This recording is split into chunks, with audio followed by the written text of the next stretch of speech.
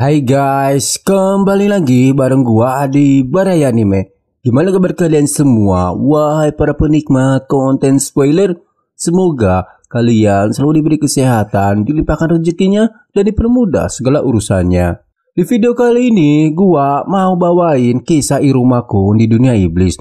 Setelah berakhirnya festival panen di anime season ketiganya, saat ini Iruma dan yang lainnya akan mengikuti acara festival musik. Akankah Iruma dan teman di kelas abnormal akan berhasil mencapai rank 4? Tapi sebelum ke videonya, buat kalian yang suka dengan channel ini, silahkan di subrek aja agar tidak ketinggalan video menarik lainnya dari channel ini. Jika sudah, kita gaskan ke videonya. Setelah bertekad untuk mengikuti festival musik, selanjutnya Iruma pun bersiap-siap untuk berangkat ke sekolah. Para pelayannya mencoba menyediakan semua kebutuhan Iruma termasuk pakaian musim dinginnya.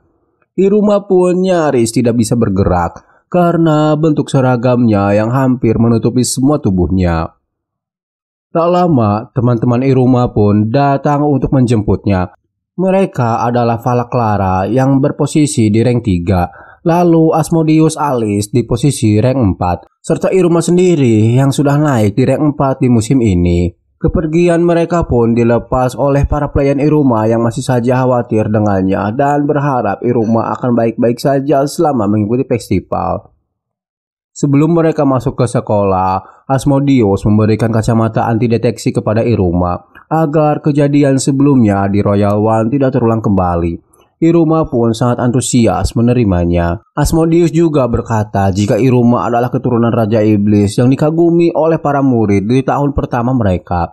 Sehingga kacamata ini sangat berguna bagi Iruma agar dapat menghindari kerumunan. Meskipun ketika mereka sampai di akademi, masih saja ada murid unggul lainnya yang sengaja membiarkan dirinya diserbu oleh para fans murid lainnya. Siapa lagi kalau bukan Led? Mereka pun masuk ke kelas dengan Asmodeus membawa Lid yang sudah tepar akibat jumpa fans tadi. Mereka pun disambut oleh siswa lainnya. Jess yang heran bertanya apa yang terjadi pada mereka. Lalu Asmodeus berkata jika Lid masih saja tidak belajar dari kejadian sebelumnya dan membuatnya dikerumuni oleh para fans.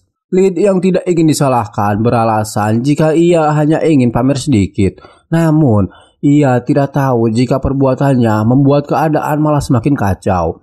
Jess pun berkata jika seorang naik pangkat, maka ia akan semakin ditakuti. Tapi sepertinya itu tidak berlaku bagi mereka. Ia juga berkata bahwa setidaknya Lid sudah mencoba untuk menjadi lebih menonjol di festival berikutnya.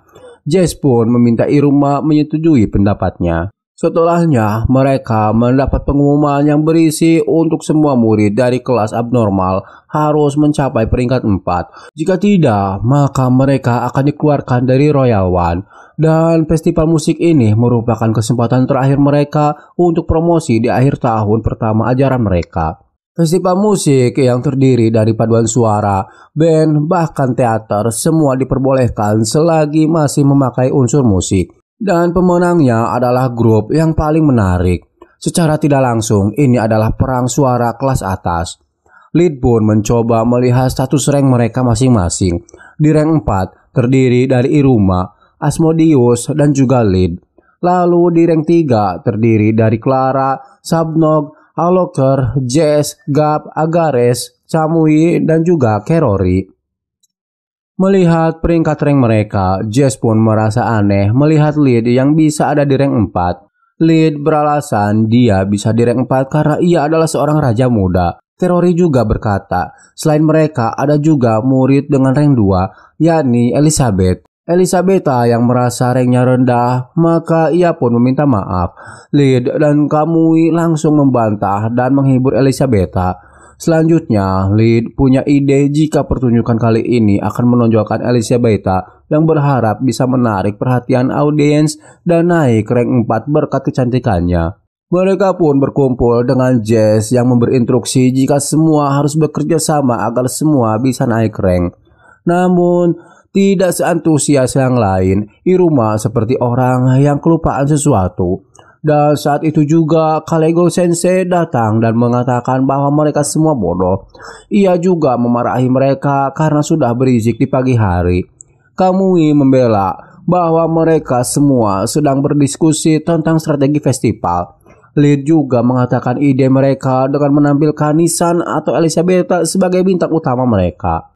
Lalu Kalego Sensei berkata, mereka melupakan satu murid lagi. Semua pun terkejut karena tidak tahu bahwa masih ada murid lain yang juga rank 2 di kelas mereka.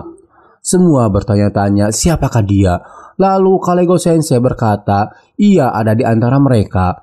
Seketika mereka pun menoleh dan benar saja ada seorang murid tak dianggap di antara mereka. Karena sadar dirinya terekspos, ia pun langsung menghilang begitu saja.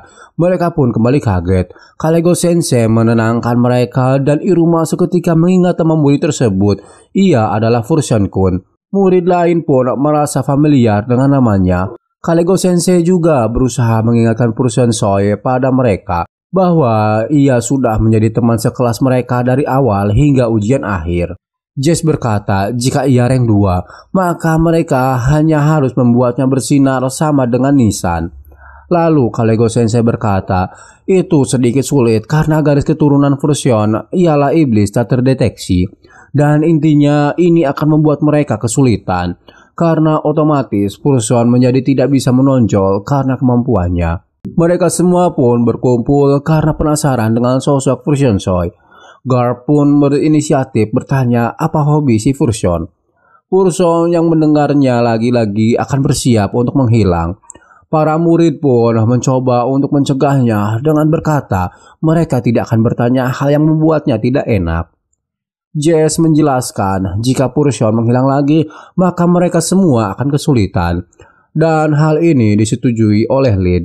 Karena untuk sekelas mencapai rank 4, mereka semua harus berusaha membuat rank 2 lebih menonjol. Jika tidak, mereka semua akan gagal kali ini.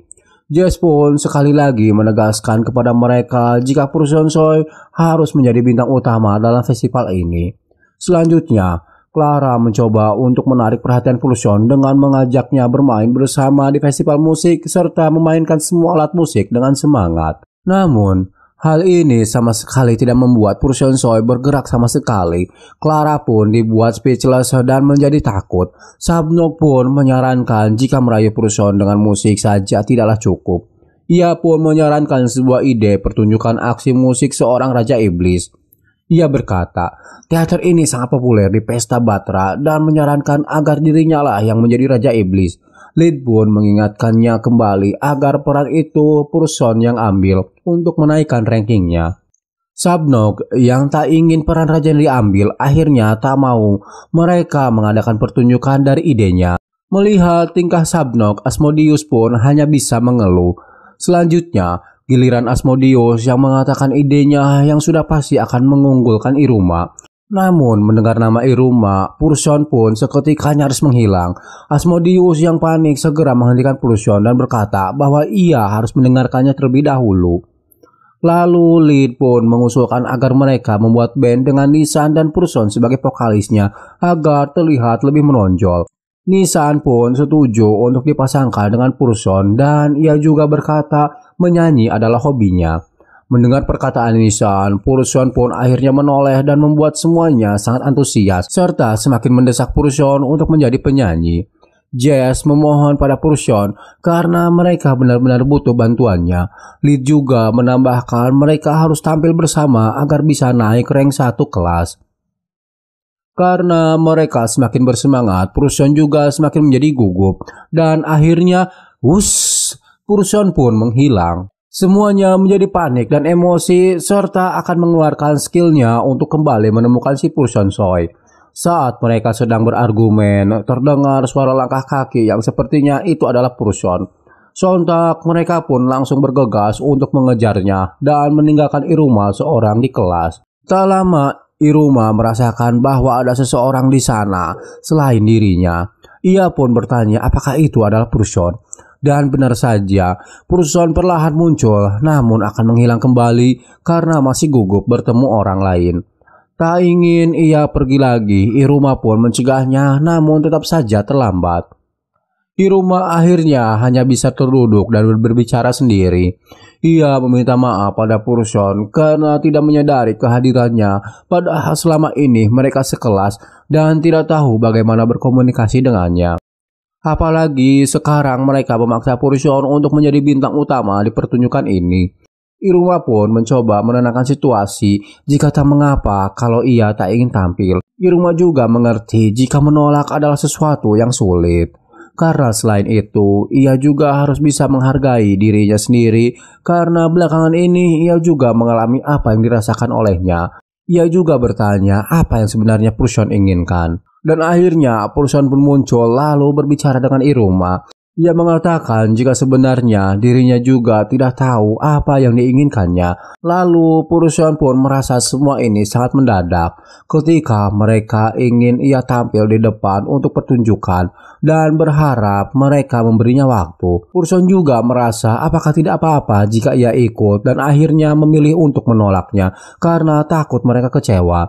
Karena itu, Purson menjadi merasa gugup dan terus-menerus menghilang seolah mempermainkan mereka semua.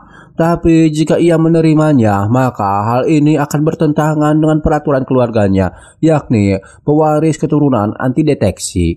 Purson juga bercerita jika hal-hal yang membuatnya menonjol adalah sesuatu hal yang bertentangan dengan peraturan keluarganya. Inilah yang membuatnya dilema antara peraturan keluarga dan kebersamaan kelas mereka. Apalagi ini terasa tiba-tiba untuknya dan ia berharap mereka bisa perlahan untuk melakukan ini semua. Karena setiap ada cahaya maka pasti akan ada bayangan. Dan ia adalah bayangan itu. Setelah mengatakan semuanya, Purson pun kembali menghilang. Di saat yang sama, semua murid pun kembali dan mengeluh serta meminta maaf pada Iruma karena tidak bisa menemukan Purson. Iruma mengatakan pada mereka bahwa ia baru saja berbicara dengan Purson. Mendengar hal ini, mereka semua pun terkejut. Iruma juga mengatakan bahwa Purson adalah orang yang cerewet. Hal ini membuat mereka tidak percaya. Namun Asmodeus langsung menegaskan bahwa Iruma mengatakan yang sebenarnya. Lalu Iruma menjelaskan jika Purson sebenarnya tidak ingin tampil menjadi bintang utama. Jess juga merasa jika Purson terus-menerus menghilang, mereka pun tidak bisa melakukan apapun untuknya. Dan Garp juga berkata jika tidak mungkin untuk menjadikan bintang kedua karena saat ini ia di posisi rank 2. Semua pun menjadi sedih karena sepertinya mereka tidak akan berhasil kali ini. Tiba-tiba saja Iruma mengingat bahwa sebenarnya Purson tidaklah benar-benar menolak festival ini karena ia masih tertarik dengan festival musik. Mereka semua seperti mendapat harapan dan kembali mencari Purson.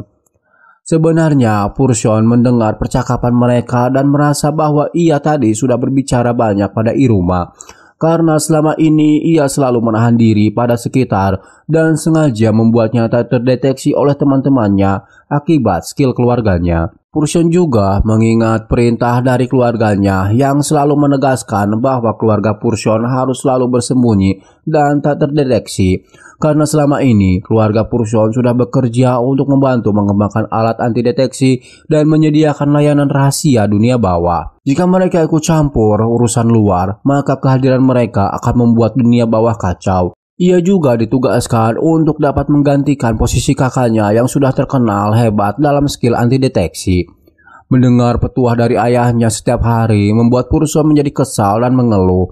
Keluhan ini ternyata didengar oleh ibunya yang sudah berada di belakangnya.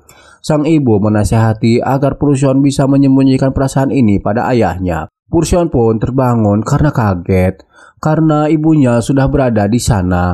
Ibunya juga melanjutkan agar Purson bisa lebih menahan semuanya demi kebaikan mereka semua. Purson pun berkata bahwa tidak usah khawatir dengannya karena ia akan baik-baik saja. Lalu ia keluar dengan menenteng sebuah alat musik. Dikatakan jika ia tidak bisa menahannya lagi dan ingin mengeluarkan perasaannya, maka pakailah alat ini. Purson segera membukanya dan ternyata itu adalah sebuah trompet musik. Ia juga mahir menggunakannya dan membuat semua orang di sana sudah hafal dengan alunan tersebut. Namun tidak ada satupun dari mereka yang tahu siapa pemainnya dan mereka menyebutnya Pixie. Permainan dari Purson pun membius mereka dengan apik. Lalu Jess dan Lid yang sedang mencari Pulsion berharap jika Pixie bisa bergabung dengan mereka dan memenangkan festival ini, padahal Pixie sendiri adalah Pulsion.